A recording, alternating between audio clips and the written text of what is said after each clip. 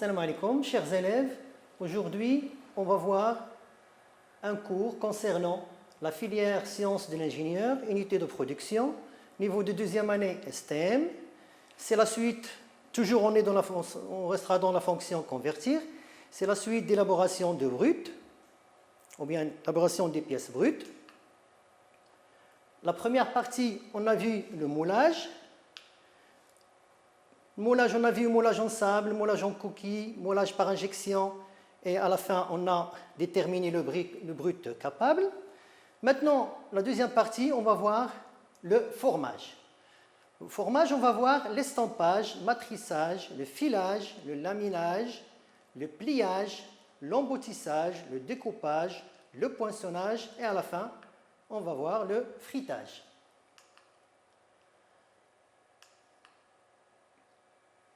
Le principe de formage. Qu'est-ce que c'est que le formage? Les techniques de formage des pièces mécaniques utilisent la propriété de déformation plastique d'un matériau pour lui faire épouser une forme donnée par un outillage approprié sans rupture des fibres. C'est-à-dire, on va essayer de déformer une pièce pour avoir une autre pièce finie. C'est-à-dire, à partir d'une pièce, ou bien d'une pièce brute, d'un lopin, qu'on va appeler lopin, on va avoir une pièce avec une forme bien définie. En estampage, ou plutôt en formage, on va voir deux types. On va voir l'estampage pour les aciers et le matrissage pour les métaux non ferreux. On va commencer par voir ce que c'est que l'estampage. L'estampage est réalisé sur une machine qu'on appelle presse. Donc, cette machine est constituée d'un bâti, d'une partie fixe et d'une partie mobile. Donc, c'est sur deux parties, la fixe et mobile, on fixe ou bien on place deux matrices qu'on voit ici. Donc, ces deux matrices, sur ces deux matrices, on va réaliser ou bien on va graver ou bien on va usuner la forme désirée de la pièce. Mais on va faire à peu près, ou bien on va voir à peu près la même chose qu'on a vu en moulage. Le moulage, en moulage, on a dit qu'on utilise deux châssis, le châssis supérieur, le châssis inférieur. Donc ici, à la place des châssis, on va utiliser les matrices. C'est-à-dire sur une matrice, on va réaliser une demi-empreinte de la pièce désirée et sur l'autre matrice, la deuxième demi-empreinte en général. Et c'est-à-dire le plan entre les deux, ça sera comme un plan de joint. Donc entre ces deux matrices, on place une pièce qu'on appelle lopin. On agit sur la partie mobile pour essayer de déformer ce lopin, c'est-à-dire pour lui faire épouser la forme réalisée sur l'empreinte. Donc là, vous voyez, on a la pièce désirée ou bien la pièce finie, elle est de cette forme-là. Avant, elle était une forme cylindrique. Donc là, on voit les deux matrices ouvertes, c'est-à-dire partie ou bien matrice mobile, partie haute. Là, lorsqu'on a agi avec la matrice supérieure sur le lopin pour le déformer, les deux matrices sont fermées. Et à la fin, on va faire remonter la partie mobile pour extraire notre pièce estampée. Donc là, vous voyez ici, c'est la matrice avec la forme. Donc la première opération, c'est l'estampage. La deuxième opération, c'est les bavurages. C'est quoi les bavurages? C'est-à-dire, lorsqu'on va estamper ou bien lorsqu'on va déformer la pièce, on aura un excédent de matière qui va se placer c'est-à-dire des deux côtés du lopin, c'est-à-dire des deux côtés de l'empreinte plutôt. Donc ces bavures, elles sont ici, elles entourent la pièce. Donc nous, on n'a pas besoin de ces bavures-là, il faut les éliminer. Donc l'opération d'élimination de ces bavures, ça s'appelle les bavurages. Donc vous voyez ici, donc on a la pièce estampée, les bavures et la pièce finie. Donc pour enlever ces bavures, la même chose, on va utiliser toujours notre presse. Là, on agit avec une matrice qui a la forme de la pièce finie pour découper, donc là c'est un découpe, pour découper l'excédent de matière qui sont les bavures, donc outil de découpe. Et là, lorsqu'on remonte, on aura notre matière, notre pièce finie. Donc, on va définir le principe de cette opération. Donc, la technique de l'estampage, c'est quoi? Il consiste à former à chaud. Donc, bien sûr, le lopin, il faut qu'il soit chauffé dans un four avant de le placer entre les deux matrices. Une ébauche appelée lopin. Donc, ce lopin, on peut l'appeler aussi une ébauche entre deux matrices dans lesquelles des empreintes sont creusées par usinage conventionnel ou par électro-érosion, comme ce qu'on a vu dans le moulage métallique. On a dit que l'empreinte réalisée sur un moule métallique, on la réalise soit avec un usinage conventionnel, c'est-à-dire sur des machines conventionnelles, ou bien par électro-érosion, si la pièce ou bien la forme de la pièce présente des formes complexes qu'on n'arrive pas à réaliser avec c'est-à-dire les machines conventionnelles. Les matrices, elles peuvent avoir plusieurs empreintes qui correspondent à des passes successives de mise en forme du lopin plutôt. C'est-à-dire, on a dit qu'on peut réaliser notre estampage, pour obtenir notre pièce, on peut l'obtenir en 2 jusqu'à 3 opérations. Les 3 opérations, ce sera une opération d'ébauche, une opération de demi-finition, ou bien une opération de définition, et la dernière opération toujours, c'est l'opération des bavurages. Sous l'action de choc, on a dit qu'on peut, c'est-à-dire réaliser cet estampage soit par choc, soit par pression. Le lopin, il remplit bien sûr l'empreinte de la matrice. Quand les bavures logées sont, c'est-à-dire dans le lopin de joint, dans le plan plutôt de joint. Le plan, c'est le plan entre les deux matrices. Donc là, les avantages de l'estampage, on aura une qualité dimensionnelle obtenue entre 9 à 11. Les caractéristiques mécaniques des pièces sont accrues, c'est-à-dire elles vont augmenter par rapport à celles du matériau d'origine, bien sûr, car ce procédé, qu'est-ce qu'il fait?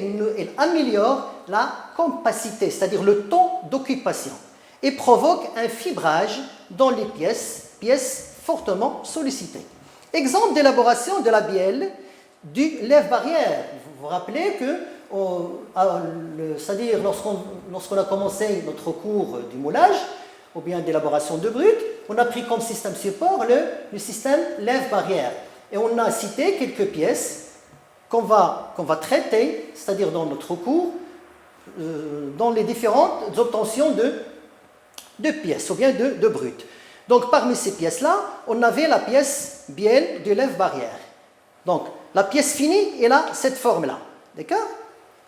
Donc cette pièce, elle va passer pour la réaliser, c'est-à-dire par l'opération ou bien par le procédé d'estampage, elle doit passer par 3 opérations. Donc la première, c'est une passe d'ébauche. Donc vous voyez ici, vous avez le lopin. La deuxième phase, c'est la phase de finition. Donc là, on va réaliser seulement 2 phases, ébauche et finition. On ne va pas faire la demi-finition parce que le lopin, sa forme n'est pas assez importante. Et la troisième opération qui est toujours essentielle, c'est l'opération débavérage, c'est-à-dire pour enlever l'excédent de matière logé dans le logement c'est-à-dire des bavures. Et on aura à la fin notre pièce finie. Maintenant, le deuxième procédé, c'est le filage ou l'extrusion. Qu'est-ce que c'est le filage ou l'extrusion? Il consiste à forcer le métal d'un lopin, d'un flanc, ou d'une ébauche forgée, donc on avait dit que l'ébauche, ça peut être, c'est ce qu'on appelle aussi un lopin, à passer dans une filière entre 2 matrices. Donc toujours l'utilisation des matrices. Pourquoi? Parce qu'on veut, c'est-à-dire réaliser ou bien imprimer la forme de la matrice sur le lopin ou bien sur la pièce. Est un poinçon par choc ou par pression. Donc la même chose, soit par choc, soit par pression. Selon la malléabilité de la matière, l'opération se fait à chaud ou à froid. Généralement, la plupart des opérations, elles se font à chaud. Donc, filage ou extrusion toujours. Il existe 2 types d'extrusion ou bien filage. On a le filage direct et le filage inverse. Qu'est-ce que c'est que le filage direct? Le filage direct, c'est-à-dire on va agir avec un poinçon et on va pousser le lopin ou bien la pièce à déformer c'est-à-dire vers le bas. Et la forme de la pièce, elle va remonter, et la forme de la pièce, elle va descendre pour épouser la forme dans la matrice. comme vous le voyez, comme vous le voyez ici. Donc là, c'est le poinçon, là, c'est le lopin, ou bien l'ébauche, et elle agit sur le lopin pour obtenir la forme désirée qui est gravée sur la matrice. Donc là, c'est-à-dire le lopin avant déformation, et là on voit bien le lopin après, ou bien la pièce après déformation, c'est-à-dire la pièce elle va épouser cette forme-là. D'accord? Donc là, pour le filage inverse, c'est le contraire. C'est-à-dire on va agir avec le poinçon, toujours, bien sûr la descente elle va être toujours du poinçon vers le bas, mais la matière refoulée, elle va être refoulée vers le haut. C'est-à-dire elle va épouser bien sûr toujours la forme de la matrice, mais vers le haut. Donc récapitulons, le filage ou extrusion, on a deux types de filage. Filage direct et filage inverse. La différence, c'est que pour le filage direct, la matière est repoussée vers le bas, et pour le filage inverse, la matière est remontée vers le haut. Les caractéristiques. On a une qualité dimensionnelle entre 7 et 11, l'épaisseur du tube filet est constante, les caractéristiques mécaniques des aciers sont améliorées, et la rugosité, elle est entre 1 à 4 de rugosité. Les pièces types obtenues, donc là on va voir un exemple des pièces obtenues par extrusion ou bien filage. Vous voyez bien ici les différents types d'exemples de pièces obtenues par, on va repousser la matière et on obtient par exemple une pièce en U ou bien les vis en CHC, etc. On arrive maintenant au laminage. Donc qu'est-ce que c'est que le laminage? Il consiste à façonner des produits de section constante et de grande longueur, tels que les tôles et les profilés, par écrasement entre deux cylindres cannelés radialement à chaud à froid. Donc le principe de laminage, c'est un principe très simple. C'est-à-dire, on fait passer une tôle ou bien un lingot entre deux rouleaux. Ces deux rouleaux, ils vont avoir une forme cannelée de forme désirée. C'est-à-dire, ces formes-là, on va les voir tout à l'heure, ils vont être des formes soit en U, soit en I, etc. Schéma d'illustration. Donc, pour procéder au laminage, c'est-à-dire les pièces laminées, elles sont généralement chaudes. C'est-à-dire elles passent par un four pour avoir une malléabilité, pour faciliter le passage entre les rouleaux, c'est-à-dire pour faciliter la déformation. Qu'est-ce qu'on va faire? On va déformer ces pièces pour obtenir une pièce de forme différente, bien sûr, de la première. Donc, avant de procéder au laminage, c'est-à-dire le métal utilisé, il arrive d'un four de métallurgie, c'est-à-dire on aura un métal en fusion en premier temps. C'est-à-dire on a ici des poches de coulée dans les deux parties, et on va voir la coulée continue et là la coulée des lingots. Donc ceci, on l'a déjà vu lors de l'obtention de l'acier. Donc on a dit dans l'obtention de l'acier, après obtention d'acier, cet acier liquide il est coulé dans des moules pour obtenir des lingots. Ça c'est la première obtention de brut des aciers ou bien des fentes. Donc là, on a le schéma de principe du laminage. Donc on a deux types de laminage, soit en coulée continue, soit coulée en lingot. C'est-à-dire à l'arrivée, on a un four d'obtention du métal en fusion qu'on va couler dans des poches de coulée, là, voilà. Donc si on procède à la coulée en lingot, on doit couler ce métal en fusion dans c'est-à-dire des moules pour avoir ces lingots-là. Si on veut avoir une coulée continue, on va couler directement, c'est-à-dire le métal en fusion va être coulé et passer directement entre des cylindres. Au fur et à mesure, on aura un refroidissement pour obtenir ce qu'on appelle des brames ou bien des blonds biellés, c'est-à-dire ce sont les formes obtenues qui vont être sous forme de tôle ou bien c'est-à-dire de différentes épaisseurs en fonction du passage entre les deux rouleaux, les deux coulées, soit coulées en lingot, soit coulées continues. D'accord? C'est-à-dire là, on va faire passer le lingot entre les deux rouleaux pour donner une forme bien déterminée en fonction du laminage, soit laminage des produits, c'est-à-dire lent, ou bien laminage des produits plats. Et on aura ces lingots, ils vont être passés après entre des rouleaux cannelés, c'est-à-dire qui ont la forme désirée. Par exemple, ici, on va obtenir soit, la plupart du temps, on obtient ce qu'on appelle un laminage à chaud entre 800 à 1200 degrés. On va obtenir des tôles en feuilles, bien sûr, de différentes dimensions. Donc là, on a des plaques et des tôles, et ces tôles-là, elles sont embobinées par la suite suivant l'utilisation. Pour le laminage des produits lents, c'est-à-dire ce métal obtenu, c'est-à-dire ces tôles obtenues ici, c'est-à-dire ils vont être chauffés, c'est-à-dire on va procéder à un échauffement de ces tôles-là pour les faire passer entre deux rouleaux cannelés maintenant.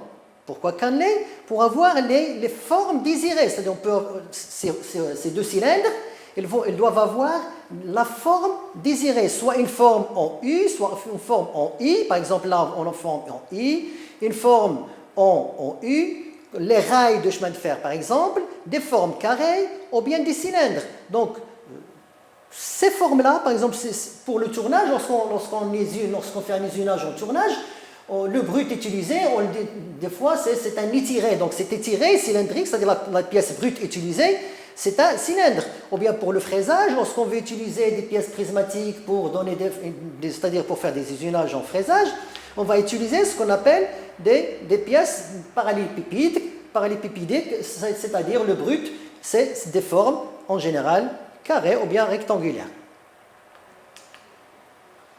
Donc, le principe du laminage, ce travail se fait à partir d'ébauches venant de fonderies, comme on a dit, des lingots, qui par passage successif entre les cylindres de la minoire, donc l'ensemble des deux cylindres, ça s'appelle un laminoir. Donc, entre les cylindres de la minoire, arrivent progressivement aux dimensions de formes marchandes. Les formes marchandes, c'est ce qu'on a vu tout à l'heure, ce sont soit des formes en I, en U, ou bien des tôles, etc. Le laminage, il conduit à deux types de produits, comme on a dit tout à l'heure. Les semi-finis, on les appelle les brames, les blooms, les biellettes, et les finis, comme le rond, le carré, l'hexagonaux, les tôles et les profilés de différentes formes, U, I, etc. La mise en forme des produits plats s'effectue par déformation progressive et sans modification notable d'épaisseur de la tôle plane. On arrive maintenant au pliage. Qu'est-ce que c'est le pliage? Donc, on va utiliser les produits obtenus c'est-à-dire le laminage, tel que par exemple, on va prendre des tôles pour procéder au pliage. C'est-à-dire, on va plier des tôles. La tôle, elle est serrée entre un poinçon et une matrice. Donc là, c'est le poinçon et là, c'est la matrice. Donc, c'est-à-dire, c'est à peu près le même principe de déformation des autres procédés. Toujours, on a une matrice et un poinçon qui descend pour faire épouser au métal. Donc ici, notre métal, c'est une tôle, ce n'est pas un lopin comme en estampage. Et on va c'est-à-dire on va plier cette tôle. Donc la tôle est serrée entre un poinçon et une matrice en V, par exemple, là, pour obtenir, ça dépend de l'angle désiré, ou bien voulu, dont l'angle est sensiblement égal à celui du pli à réaliser, bien sûr. L'emboutissage maintenant, il consiste à emboutir à peu près le même principe, toujours on aura un poinçon et une matrice, consiste à obtenir des pièces de forme creuse à partir d'ébauches appelées flancs. Donc l'ébauche, ça peut être un lopin ou bien, là on va l'appeler flanc, par l'action d'un poinçon et d'une matrice de forme complémentaire. C'est-à-dire, une partie va être sur le poinçon et l'autre partie va être sur la matrice, comme vous le voyez ici. Là, c'est notre poinçon, là, c'est le flanc à déformer, et là, c'est la matrice. Et là, c'est l'extracteur, ou bien ce qu'on appelle l'éjecteur, c'est-à-dire une fois notre pièce est formée, on doit l'éjecter pour mettre une autre tôle pour produire une deuxième pièce. Donc là, vous voyez bien ici, vous avez un serre-flanc, c'est-à-dire lorsqu'on va... Vous voyez ici, vous avez des ressorts. Le rôle de ces ressorts, c'est pour permettre à la tôle d'épouser la forme progressivement sans qu'elle s'échappe c'est-à-dire à la matrice.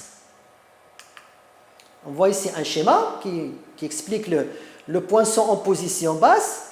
Donc là, vous avez le cerf-flanc qu'on a ici, vous avez le poinçon et on a la matrice. Donc là, c'est avant, c'est-à-dire avant déformation, et là, c'est après déformation. On arrive maintenant au découpage. On distingue découpage par action mécanique et découpage par action thermique et autres modes d'action, bien sûr. Le découpage par action mécanique, c'est-à-dire la découpe se fait mécaniquement, c'est-à-dire on n'aura pas c'est-à-dire d'autres moyens de découpage à part le mécanique. Thermiquement, c'est-à-dire on va utiliser ce qu'on appelle de la chaleur, ou bien c'est-à-dire on va utiliser ce qu'on appelle un chalumeau qu'on va voir tout à l'heure. Les différentes opérations de découpe. On a découpage, on a un découpage et on a un poinçonnage. En général, on n'arrive pas à différencier entre le découpage et le poinçonnage. Donc, pour faire la différence, vous allez le voir ici. Donc là, pour le découpage, c'est-à-dire on va découper une tôle. On a la tôle comme pièce brute. On va poser cette tôle sur c'est-à-dire la table de la machine de découpe et on va couper, c'est-à-dire on va couper la forme de la pièce désirée. Donc là, c'est la pièce. Donc là, c'est la tôle. Le chute qu'on ne va pas utiliser, c'est la tôle. Mais la partie qu'on va extraire de la tôle, c'est la pièce désirée. Par contre, en poinçonnage, c'est le contraire. Donc, le poinçonnage, la pièce, c'est la tôle, la forme de la tôle utilisée, et les chutes, c'est-à-dire qu'on ne va pas utiliser, ce sont les formes réalisées par découpage. Ça peut être soit des cercles, des petits cercles, des moyens, ou bien un peu plus grands, ou bien des formes carrées, etc. Donc là, c'est découpage d'un flanc à la découpe produit, ou bien pour produire un ajout dans la bande. Et là, c'est la découpe de débouchure, c'est-à-dire des trous de petit diamètre, ou bien de moyen diamètre, bien sûr. Le poinçonnage, donc on va donner les principes du poinçonnage maintenant, consiste à découper une pièce à l'aide d'un poinçon et d'une matrice au outillage spécifique, c'est-à-dire suivant la forme désirée, ayant la forme du profil désiré, pièce à découper ou l'ajout du poinçon, dans un matériau en feuille ou bien en bande. Lorsqu'on dit on fait, c'est-à-dire on place une feuille sur la table de la machine. Ici, c'est une bande, c'est-à-dire au fur et à mesure, c'est-à-dire elle se déroule, la bande se déroule et on fait notre découpe. Donc là, on voit bien le schéma de principe du poinçonnage. Toujours ici, vous avez la matrice, c'est ce qu'on appelait tout à l'heure, c'est la table, sur laquelle c'est-à-dire on a un évidement, la matrice pour laisser passer le chute. Donc là, c'est notre pièce, et le chute, il va être ici, c'est-à-dire la forme poinçonnée. D'accord ?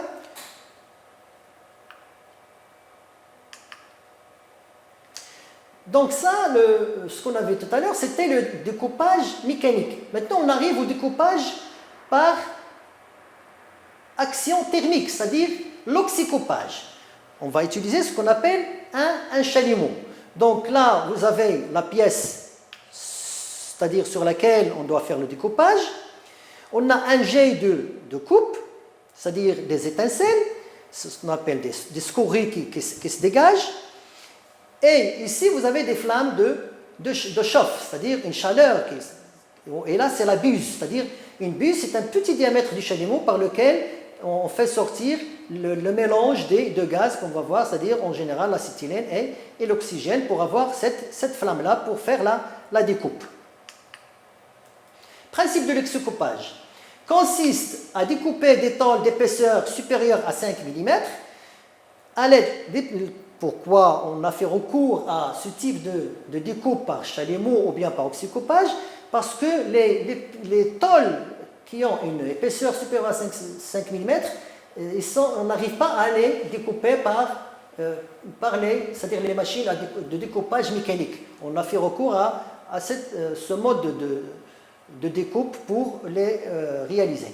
À l'aide d'un chalumeau oxyacétylénique, c'est-à-dire l'oxygène et de l'acétylène, c'est un mélange des deux gaz, possédant une arrivée supplémentaire d'oxygène accélérant plutôt la combustion du matériau.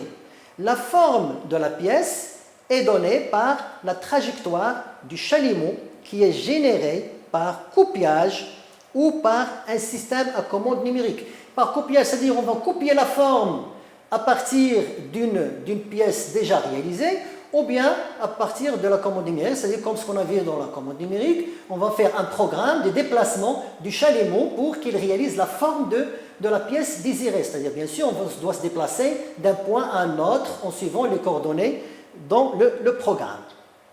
Donc là, vous voyez bien l'arrivée de l'oxygène et l'acétylène qui se mélangent et qui sortent sous forme de flamme de chauffe par la buse du chalumeau.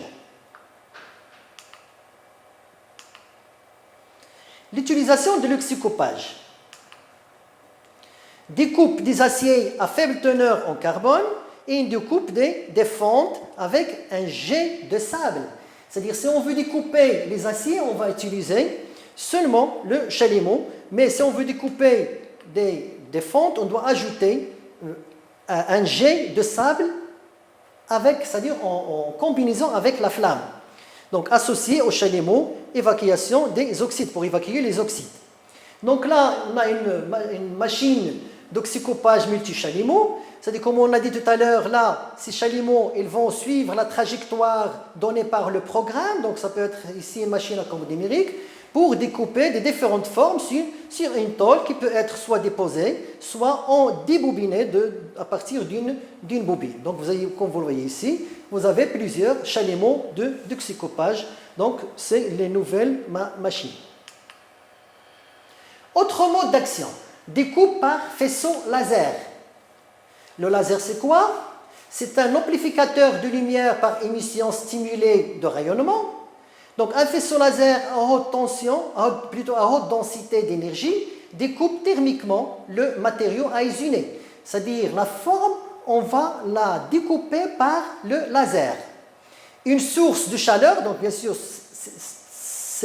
c'est-à-dire ça s'approche un peu du système de découpe par chalumeau. Donc une source de chaleur toujours est focalisée jusqu'à obtenir un faisceau de faible diamètre, c'est-à-dire environ 0,1 mm dans les aciers. Focalisation s'effectue c'est-à-dire à la surface du matériau. Schéma de découpe au faisceau laser. Donc là, comme vous le voyez, toujours on a une buse de découpe, on a la tôle à découper et on a c'est-à-dire le faisceau qui fait la découpe. Utilisation.